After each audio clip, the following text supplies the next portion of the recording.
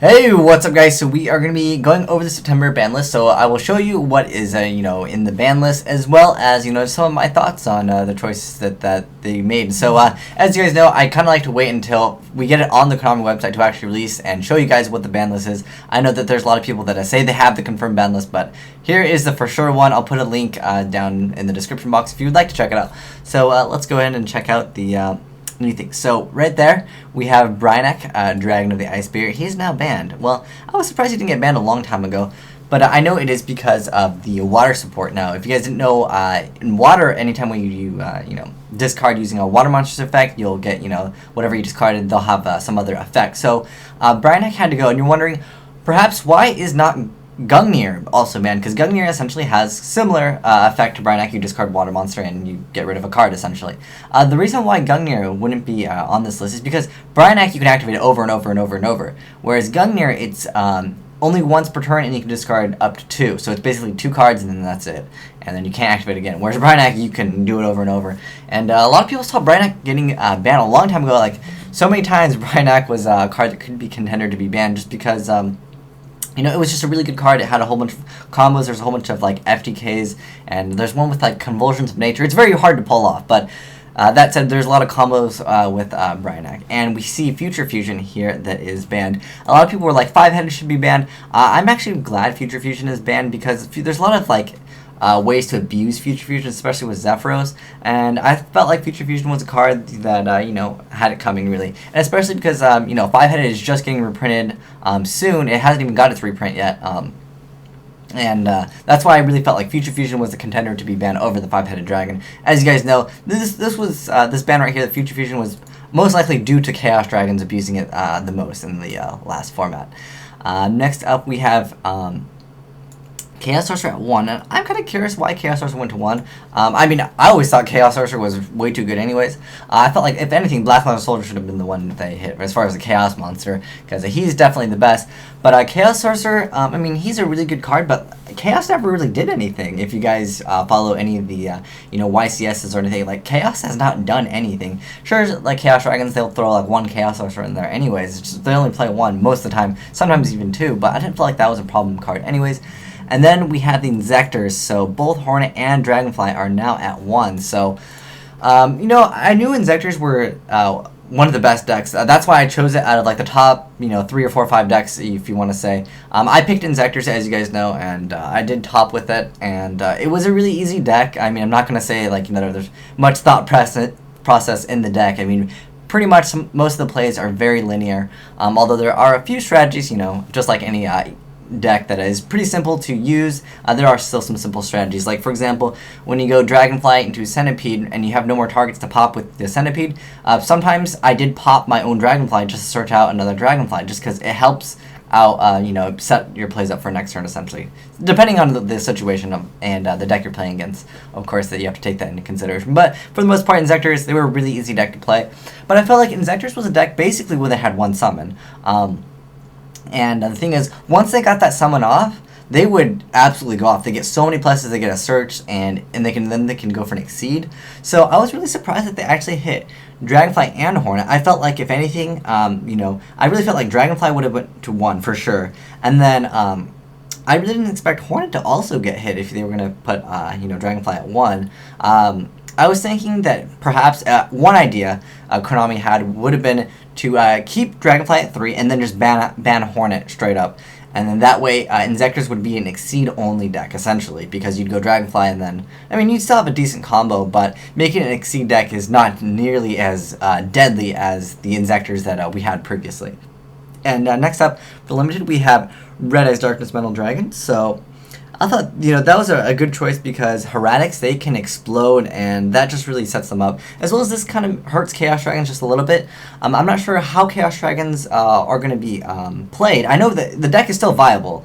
Maybe they'll just run Foolish Burial, or they'll run more Eclipse Wyverns, and that way they can get Red Eyes faster, essentially, to their hand, or try to get into the graveyard as fast as possible.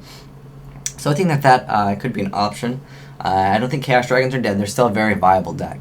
Next up, we have Spore here, and I'm pretty excited about that. I never really felt like Spore should have been gone. I know Glow Bulb, there's so many combos with Glow Bulb, and he's kind of a splashable card, whereas Spore, you gotta run at least one plant to make him viable, and I think that, it's interesting that they put Spore at 1. Like, if anything, Spore should go to 3, because you can only activate Spore's effect once anyways, so I guess they're afraid of people running 2 Spores, so you can remove Spore to get Spore.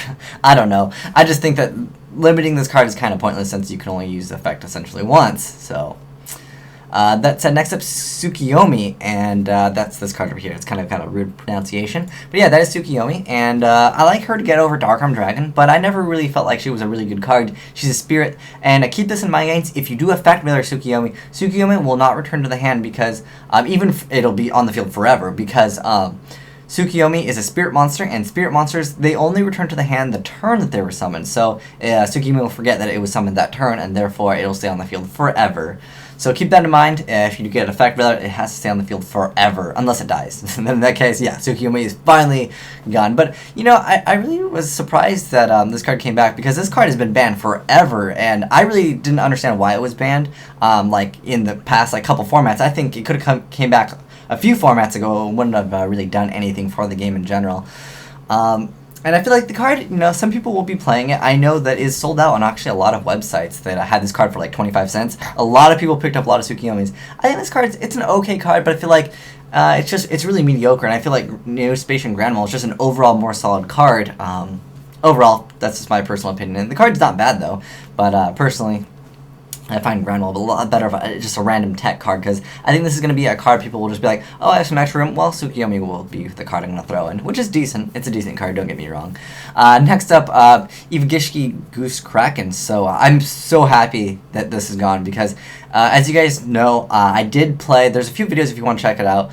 Just type in Gishki and in the search box of my channel, and you can see how unfair this deck is. It's not even fair. It's one of those loop decks, and I feel like a loop deck that's too easy to pull off should not be in the game, really. I'm surprised Gateway wasn't on here, because you couldn't expect 6 Samurais to start looping you. It's a little bit harder to do, I understand, but literally it's just Gateway plus any 2 cards that hold the counters on, and you pretty much have it. And then we have Ultimate Offering now at 1. Now, I'm really happy about that as well. I never really liked playing the Ultimate Offering gadgets. I know that I've tried it. I think I might have some videos on it, but basically, once you get the playoff, it's like game over, and it's just not really fun, and the deck isn't consistent, because literally, you have to have the Ultimate Offering, you have to set up for it.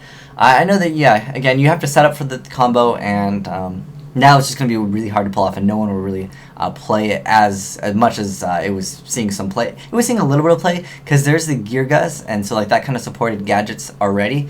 But yeah, so unfortunately for those players that picked up a lot of those Gear Gut X's, it's not going to be as good. It'll still be good, but Ultimate Offering definitely was the card to help them out. Basically let them OTK a lot easier. And now we have Kalut at 2, which is good for Blackwings, which I really think Kalut and Honest, those are 2 cards personally that I've never felt that were good for the game. It's not like you can really make a play and then be like, oh, I know he's got Kalut in his hand, unless they add Kalut, obviously. I really felt like Gale would have been another good card too. It's just I really don't like something that you basically get punished for, where you can't really take that into consideration. If if they had 3 back rows, then yeah, you don't really want to go for a huge push unless you have something to stop it, essentially like a 7 tools or something to stop essentially the back row. Whereas when you run into an Honest or you run into a Kalut, it's like, oh, I'm getting punished for essentially not doing anything. And I'm sure some of you guys will understand what I'm saying with that. Next up, Debris Dragon at 2. So that's good for plants, and I think that Debris Dragon is a pretty good card. It is a card where Maxi and Vela, those hurt that card pretty well.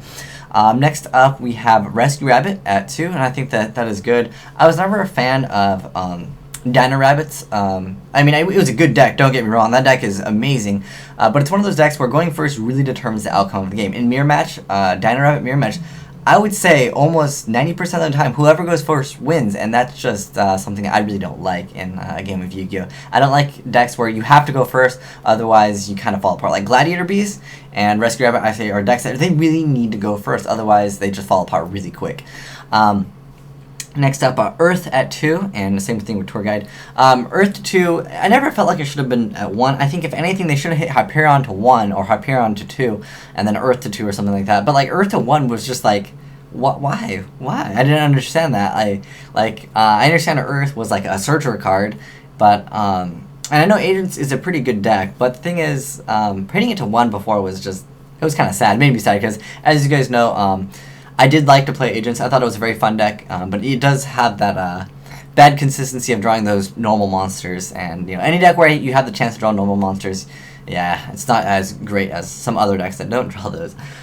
Next up, we have a Hero Lives, and that's, for me in the TCG, it never really did anything. But I know in the OCG they liked it, and they liked to OTK with Hero Lives, and I don't really like OTK decks, so that's perfectly fine with me. I didn't really mind that. And then we have Emergency Call, which it doesn't hurt heroes. It's kind of like one card where you're like, oh, whatever, I'll just find another card to replace it with. It doesn't hurt heroes at all. I'm surprised Miracle or Super Poly wasn't on here. I feel more so Miracle should have been the card to hit, because Super Poly, you have to discard, as well as, have a hero on the field. But I feel like Miracle Fusion, I was surprised. If anything in heroes, I feel like Miracle Fusion was the correct card to hit. Not E-Call at just 1, like just hitting it down to 2, like just hitting 1 E-Call. It doesn't seem like a hit for E-Heroes, but, we'll see how E-Heroes do now. And I think that E-Heroes and Dark World are probably one of the best decks right now.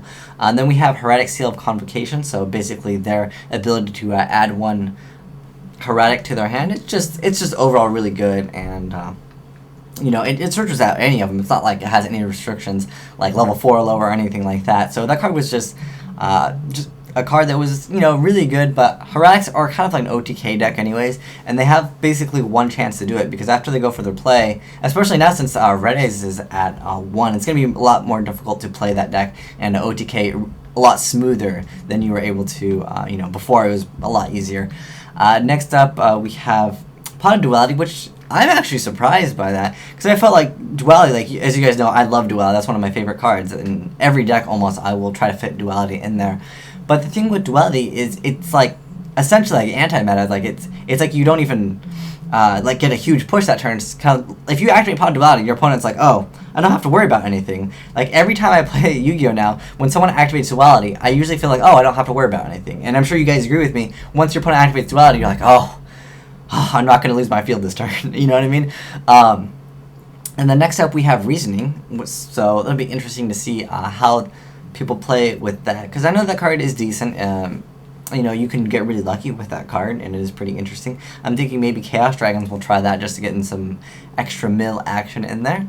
And then we have Mirror Force also at 2 for the traps, and I thought that was really interesting, because I know a lot of people weren't playing Mirror Force. I don't blame them, because like people are going for Exceeds really fast. Like Mirror Force, by the time you have the chance to activate Mirror Force, they've already got like Stardust Dragon out. They've already like destroyed your field essentially, and Mirror Force is just too slow, if you guys get what I'm saying. But I think it's a decent card. I'm pretty sure like Heroes will play it, and it's not a bad card against Heroes, because once they have Shining out, when Shining is too strong, like Deep Earth is a great card too, but sometimes they get Shining and then they get like an Absolute Zero, and like you got to use that Mirror Force, and it helps out a lot more, because it deals with the Absolute Zero without you essentially summoning a monster, blowing up the Absolute Zero, then losing everything you have anyways. So I think that's okay. I mean, it's definitely interesting. I'm sure a lot of people are surprised that Mirror Force is it too, but the way the game is right now, I don't think that it's like bad for the game. And then last up for all the cards that are now at 3, we have Marshmallow, which is pretty cool. I liked Marshmallow. I've liked Marshmallow over Spirit Reaper for a while, just because when people target Spirit Reaper is good though, because it gets the minus in. But depending on what deck you have, like sometimes if you want to play more lights, then yeah, definitely Marshmallow's good. The 1,000 burn damage is good too, but like generally every time I played Spirit Reaper, people always just targeted it, and then I hated that, and that was something that was kind of sad. But I really liked Spirit Reaper when Trish was there, because they'd always banish my face down Spirit Reaper, and then I'd usually get it back with Levier later on, and I liked that. But keep in mind, Trish did not target anyway, so it's not like you'd have Spirit Reaper's effect. So yeah, I liked it because I always set it, because when I used to play plants, I used to set Spirit Reaper all the time, and every time it would get removed, and I'd always Levier and get it back. So that was pretty fun for me. But Marshmallow's still a pretty good card. Both of them are essentially good, but Spirit Reaper just has the extra edge just because it can get that attack and make your opponent -1. Although don't do that against Dark Worlds, that won't be that smart of an idea. And then Necrogarna back to 3. I never really understood why Necrogarna was like, at 1. I know Lightsworn played it, but that's when Lightsworn was like good, and Lightsworn just really isn't good now because I feel like your opponent can just kind of put a lot of stuff on the field, and you essentially don't have any really answers to it because Lightsworn has to play such high in monster count, and they just don't have room to put in like the Solemns, the Torrential Tributes, and all that. And then next up we have D-Draw and Emergency Teleport, and I'm surprised by that. So this is going to bring back Synchros just a little bit, I would say. There would be a lot more Synchro play with Low Limit Error B also, and I don't understand that. Like, it's fine that it's at 3 because we go for Exceeds now, and Exceeds pretty much don't care about level limit area B. And then we have Swords of Revealing Light, so that's interesting. I mean, no one really played that and topped anyways, so that's perfectly fine with me. It's not like a game-breaking card. And then we have Magic Cylinder, which it's a pretty good card. I mean, sometimes people side it when they go into time at regionals or something like that where you're timed. And you just win by life points. And I was never a fan of Magical Cylinder.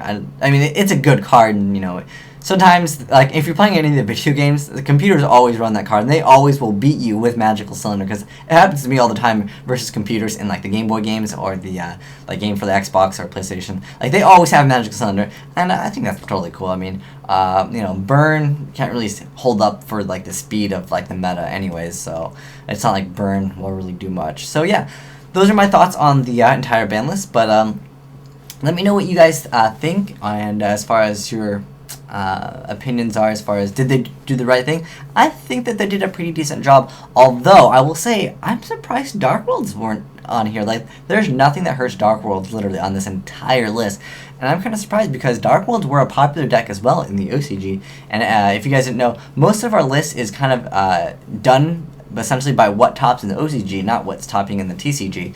So essentially, Dark Worlds is a really popular deck, and I'm surprised. I just want Card Destruction gone, to be honest, and I'm sure you guys will agree with me. Card Destruction is a card that I feel just needs to go. It's one of those cards where you open up with it, and it's just, you go off, and I don't think that there should be one card where you don't really need any time to set up. You just activate it, and you go plus. For every monster in your hand, you basically get to go plus.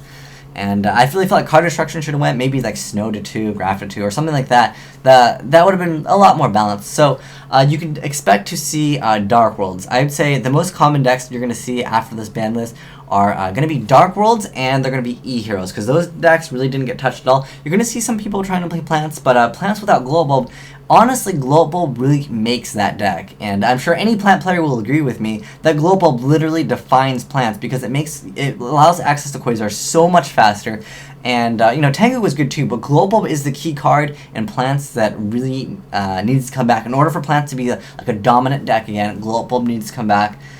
Just because of the combos that you have with Gloat Bulb, and just level 1 tuner really helps out, because now, like, there's not other level 1 tuners other than Spore that you can really, like, get out in the deck, and that essentially is the problem. That you can just special summon straight up without anything. I know you could technically summon effectively for the level 1 tuner, but it's just not nearly as good as, just Gloat Bulb, like, 1-for-1 Dandy, Gloat Bulb, double Synchro, like, it's just, you go off from there, and any Plant player will agree that Gloat Bulb literally makes the deck. So yeah, be expected to see lots of Dark Worlds, lots of Elemental Heroes. That's probably the most popular decks right now, so I'll be making a video on how to play against those very soon, because I know that you guys will be requesting it, so I'll already be set up for you guys. And let me know, actually, in the comment section below, if you want me to make any videos on what to side deck against certain decks, because I will be showing you guys what decks are going to be good, and I'll kind of give you guys some deck profiles on the upcoming September list, because, it's coming out relatively soon. But thanks for watching, guys. Asian Eyes White Dragon, signing out.